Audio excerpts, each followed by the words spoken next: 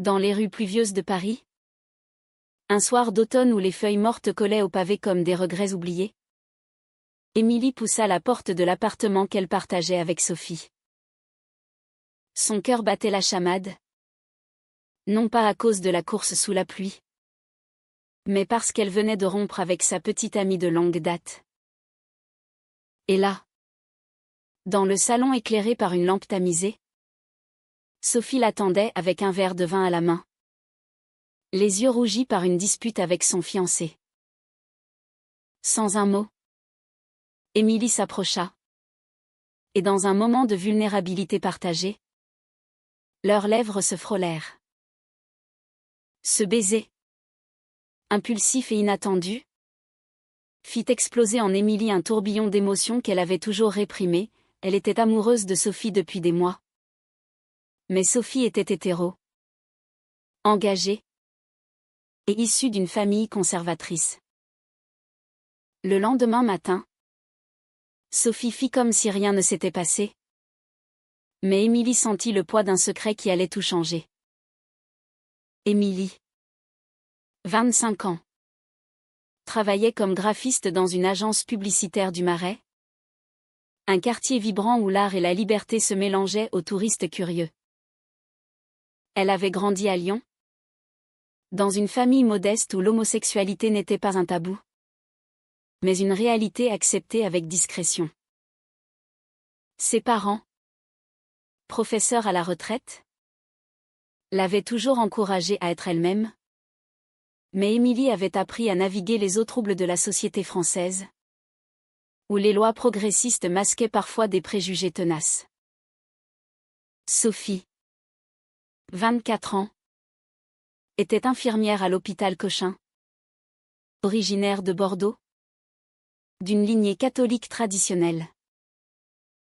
Son père, un avocat influent, et sa mère, une femme au foyer dévouée, attendait d'elle un mariage parfait avec Antoine, son fiancé depuis 3 ans, un ingénieur stable et ambitieux. Les jours suivants furent un supplice pour Émilie. Chaque regard échangé avec Sophie dans la cuisine, chaque rire partagé devant une série Netflix, ravivait le souvenir de ce baiser. Sophie, de son côté, semblait perturbée. Elle évitait les appels d'Antoine, prétextant des gardes interminables à l'hôpital. Un soir, alors qu'elle préparait un dîner simple des pâtes à la carbonara, leur plat réconfort, Sophie brisa le silence. Émilie. À propos de l'autre soir. C'était une erreur? Non. La fatigue. Le vin. Émilie hocha la tête. Le cœur serré. Mais intérieurement, elle savait que ce n'était pas une erreur pour elle. C'était la vérité qu'elle avait fui, son attirance pour les femmes. Et spécifiquement pour Sophie, qui représentait tout ce qu'elle admirait: la force tranquille, l'empathie infinie, la beauté discrète. La tension monta d'un cran quand Antoine vint dîner à l'appartement. Sophie l'avait invité pour normaliser les choses. Mais Émilie sentit une jalousie brûlante l'envahir. Durant le repas, Antoine parla de leur futur mariage, prévu pour l'été prochain à Bordeaux, avec une église centenaire et une réception somptueuse. Sophie souriait poliment, mais ses yeux fuyaient vers Émilie. À un moment, quand Antoine posa sa main sur celle de Sophie, Émilie excuse herself pour aller fumer sur le balcon. Là, sous la nuit parisienne, elle se promit de ne rien dire, de ne pas détruire la vie de sa colocataire. Mais le destin en décida autrement.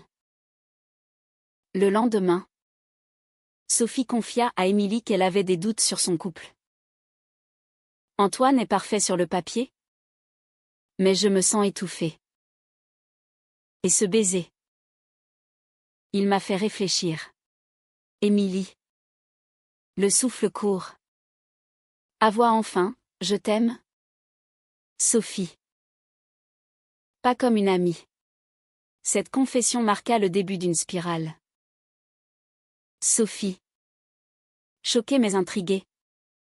Demanda du temps. Elle annula un week-end avec Antoine, prétextant un voyage professionnel. Émilie, rongée par la culpabilité, se confia à sa meilleure amie, Claire, une lesbienne assumée qui travaillait dans le même quartier. Tu joues avec le feu. Émilie. Si elle n'est pas prête, tu vas tout perdre. Mais Émilie ne pouvait plus reculer. Les soirées se transformèrent en confessions intimes. Sophie parla de son éducation rigide, où l'amour était défini par les normes hétérosexuelles. Et Émilie partagea ses expériences passées, ses cœurs brisés par des femmes qui avaient peur du regard des autres. Un week-end, elles décidèrent de partir à Deauville, prétextant un break amical. Sur la plage normande, sous un ciel gris mais apaisant, Sophie prit la main d'Émilie. Je ne sais pas ce que je ressens, mais avec toi, je me sens vivante.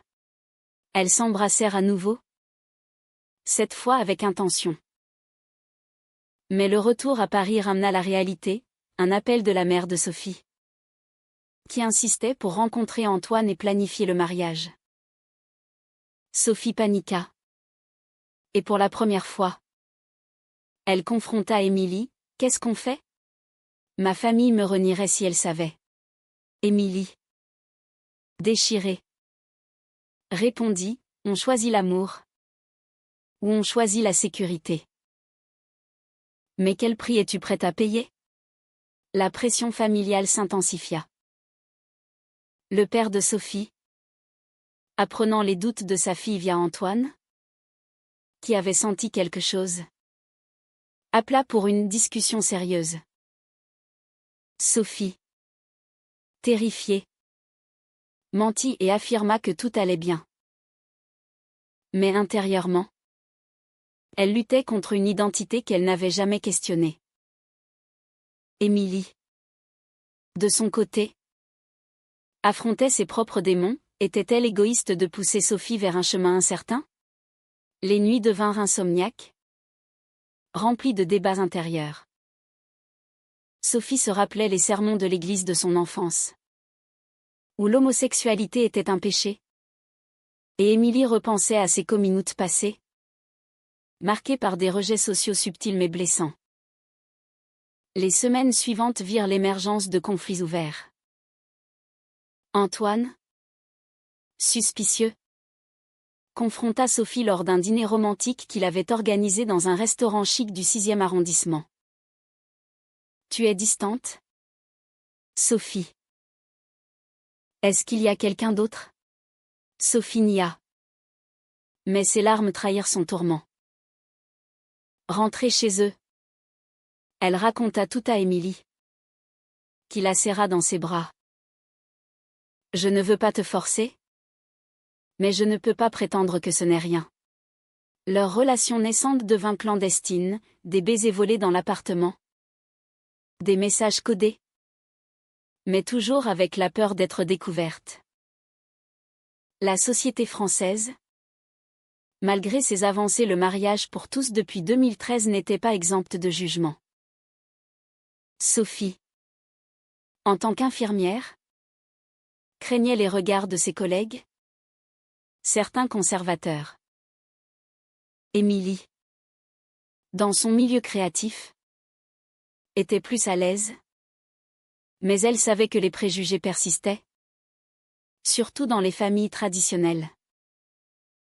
Un jour, lors d'une manifestation pour les droits LGBTQ+ place de la République, Émilie invita Sophie. Celle-ci refusa, arguant que c'était trop risqué. Et si quelqu'un me voit? Cette réponse blessa Émilie profondément. Était-ce de la honte? Leur première dispute éclata ce soir-là. Tu me traites comme un secret sale? Sophie. Si tu m'aimes. Assume-le. Sophie. En larmes. Avoue ses peurs, ma famille est tout pour moi. Mon père a déjà perdu un frère à cause d'un scandale similaire.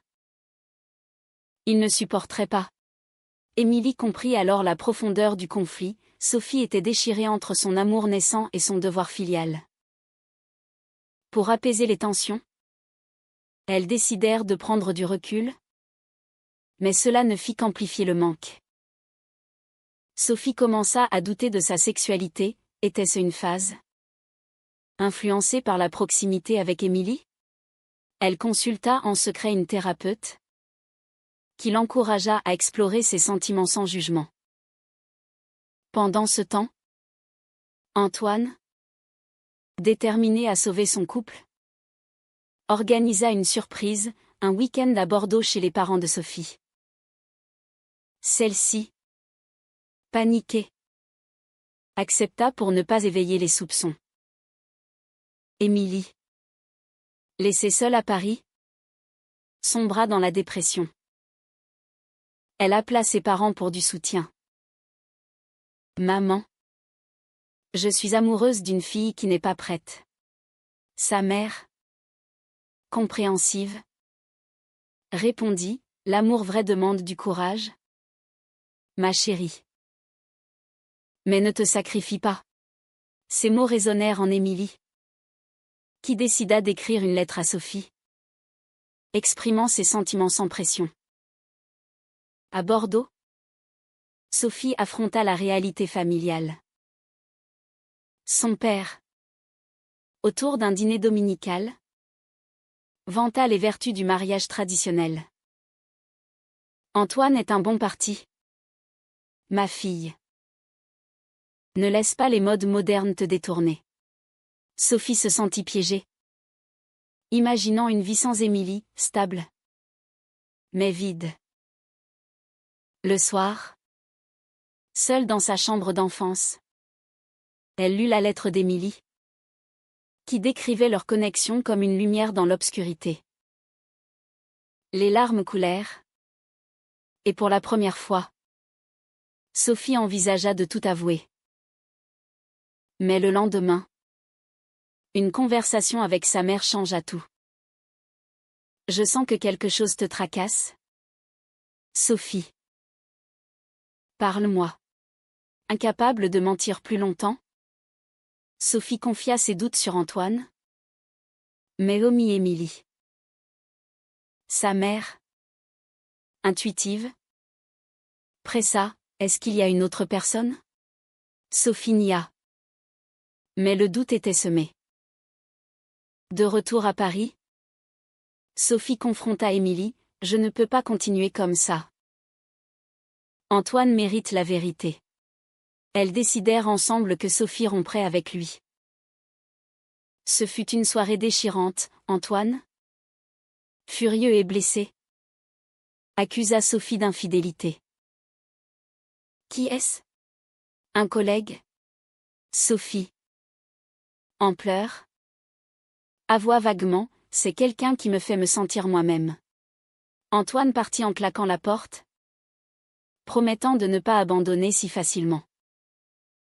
Émilie, témoin de la scène depuis la chambre, se sentit coupable. Avait-elle détruit une vie pour son bonheur? Les répercussions ne tardèrent pas. Antoine, dans un moment de rage, contacta les parents de Sophie, insinuant une liaison. Le père appela. Outré, qu'est-ce que c'est que cette histoire? Tu romps avec Antoine pour qui? Sophie. Acculée. Mentis encore, c'est juste des doutes. Papa. Mais la pression monta. Émilie, pour protéger Sophie, suggéra de déménager temporairement chez Claire. Donnons-nous de l'espace. Sophie refusa, non. Je veux affronter ça avec toi. Leur lien se renforça. Mais à quel prix? Sophie perdit du sommeil. Son travail en pâtit. Et Émilie affronta ses propres insécurités, et si Sophie regrettait? Un tournant survint lors d'une fête d'anniversaire chez des amis communs. Sophie, ivre, embrassa Émilie publiquement. Le choc fut général, des murmures, des regards surpris. Un ami d'Antoine, présent, rapporta la scène. Le lendemain, Antoine confronta Sophie. C'est elle? Ta colocataire? Sophie. Pour la première fois. Assuma, oui. Et je l'aime. Antoine? Dévasté. Promis de s'effacer. Mais pas sans blesser, ta famille va te haïr pour ça. La nouvelle se répandit comme une traînée de poudre. Les parents de Sophie, informés par Antoine dans un appel vengeur, exigèrent des explications. Sophie, tremblante, prit le train pour Bordeaux. Émilie voulait l'accompagner, mais Sophie insista, c'est mon combat. À la maison familiale, l'atmosphère était glaciale. Son père, assis dans son fauteuil en cuir, tonna, est-ce vrai? Tu es avec une femme?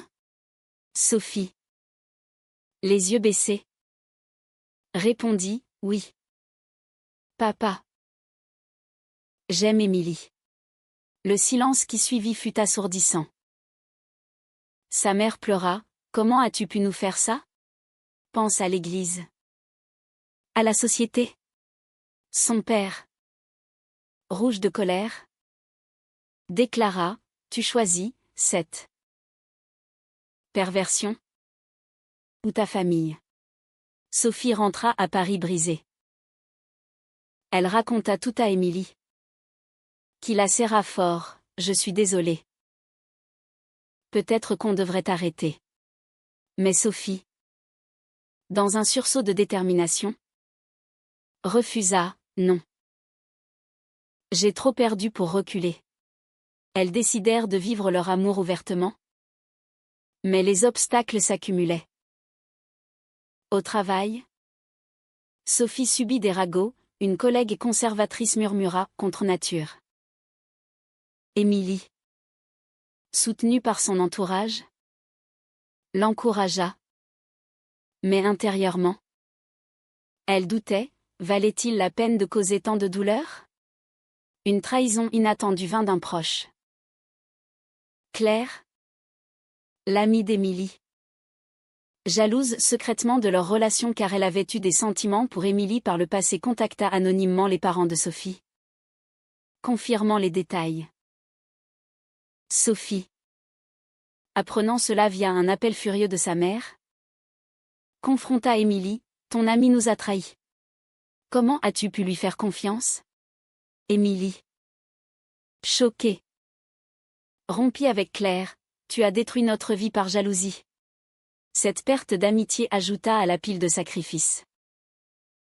Les mois passèrent dans une tension constante. Sophie, isolée de sa famille, sombra dans une dépression légère.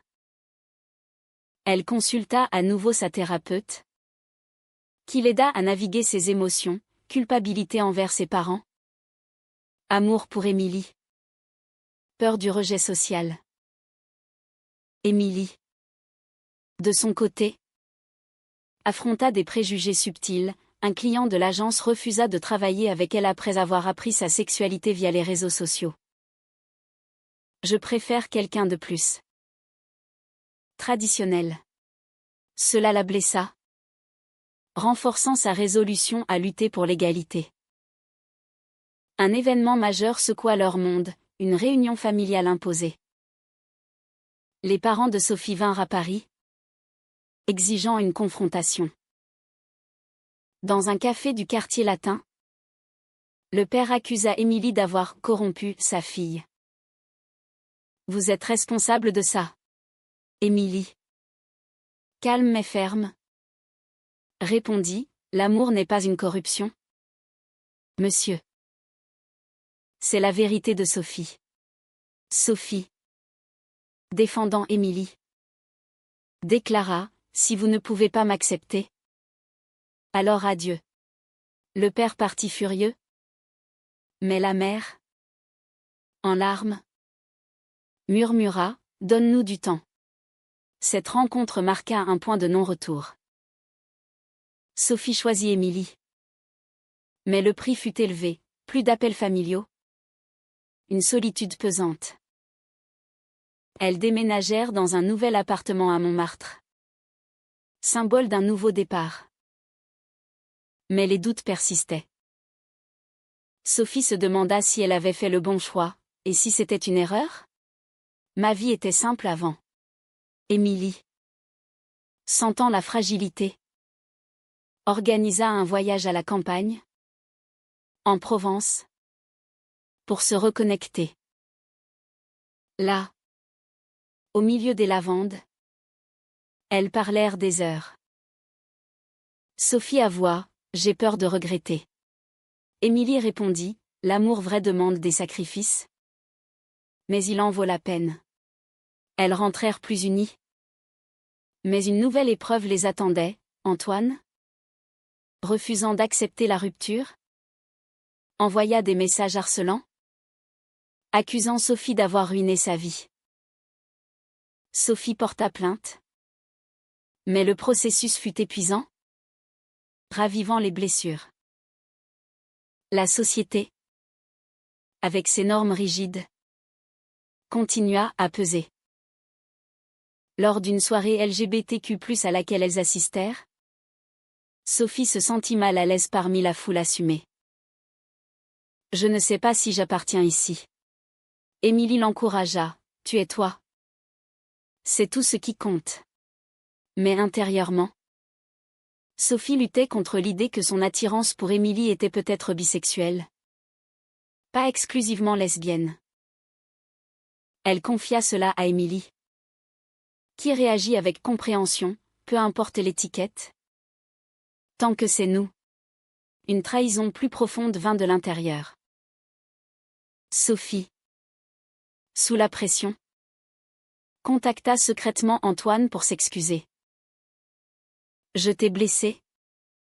Pardon. Antoine profita de cette faille, reviens.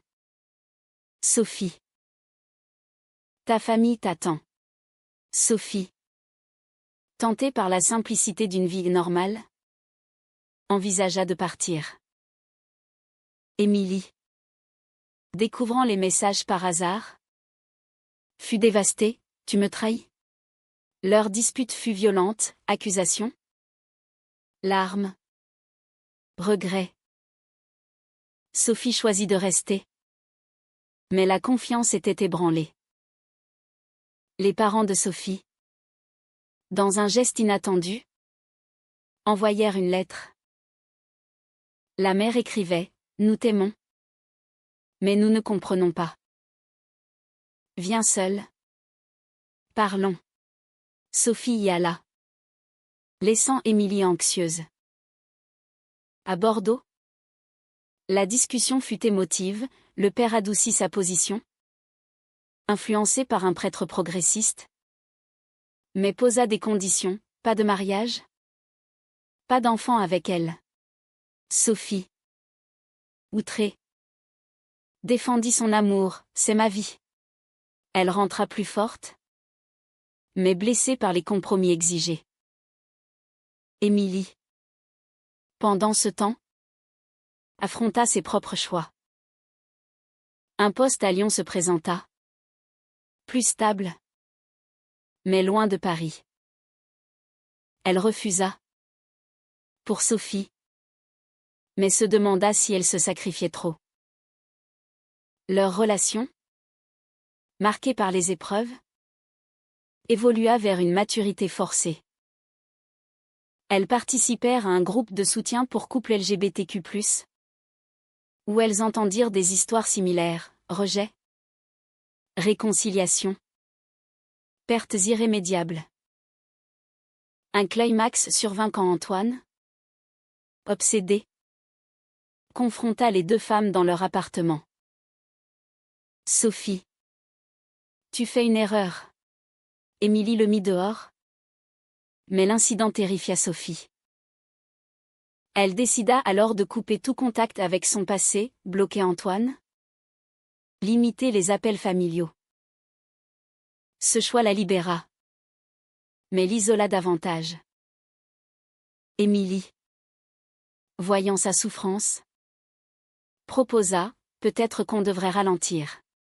Mais Sophie, dans un acte de courage, répondit, non. On affronte ensemble. Les mois suivants apportèrent une accalmie relative. Elles construisirent une routine, promenade au jardin des Tuileries, dîners intimes, projets d'avenir. Mais les cicatrices restaient. Sophie rêvait souvent de sa famille. Et Émilie se sentait coupable d'être la cause de la rupture. Une opportunité se présenta, un mariage d'une cousine de Sophie, où elle fut invitée seule. Elle refusa, solidifiant son choix, mais pleura la perte de ses liens familiaux. Au fil du temps, la relation d'Émilie et Sophie s'approfondit. Mais les conflits intérieurs persistaient. Sophie, cherchant à se réconcilier avec elle-même, rejoignit une association LGBTQ+ à Paris, où elle rencontra d'autres femmes dans des situations similaires. Cela l'aida à assumer son identité, mais raviva des doutes, et si j'avais tout sacrifié pour rien? Émilie, sentant la distance, organisa une surprise, un week-end à Nice, sur la Côte d'Azur, pour raviver la flamme. Là, face à la mer Méditerranée, elles confrontèrent leur vérité. Sophie avoua, j'ai perdu ma famille pour toi. Mais je ne regrette pas. Émilie répondit, et moi? J'ai risqué mon cœur. On a payé cher. Mais on est libre. Ce moment de vérité les unit plus que jamais.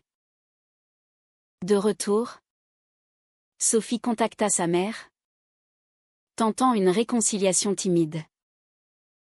Maman, je suis heureuse. Accepte-le. La réponse fut prudente, viens avec elle. Un jour. Mais la société n'était pas toujours clémente. Lors d'une promotion au travail, Sophie fut écartée au profit d'une collègue hétéro, sous un prétexte fallacieux. Elle suspecta un biais, mais ne put le prouver. Émilie, furieuse, l'encouragea à se battre, ne laisse pas les préjugés te définir. Sophie porta l'affaire en justice. Un processus long et épuisant, qui testa leur résilience. Un ultime twist vint quand Claire, repentante, contacta Émilie pour s'excuser. J'étais jalouse. Pardon. Émilie accepta. Mais avec prudence, réparant une amitié brisée. Cela apprit à Sophie la valeur du pardon, mais aussi la fragilité des relations. Finalement, après des mois de lutte, Émilie et Sophie trouvèrent un équilibre précaire. Elles planifièrent un voyage en Italie, symbole d'un avenir ensemble. Mais les questions morales persistaient, avait-elle bien fait de défier les normes? Le prix famille divisé? Amitié perdue? Carrières impactées en valaient-ils la chandelle? Est-il juste de sacrifier des liens familiaux pour un amour personnel? Ou la loyauté envers soi-même prime-t-elle toujours?